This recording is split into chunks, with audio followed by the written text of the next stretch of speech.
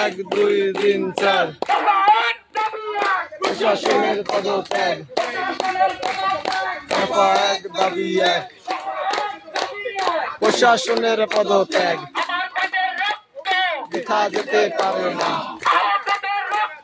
বৃথা যেতে পারে না আমার ভাইয়ের রক্ত মানি না মানবে না শিক্ষার নামে বৈষম্য হুঁশিয়ার সাবধান প্রশাসনের দালালেরা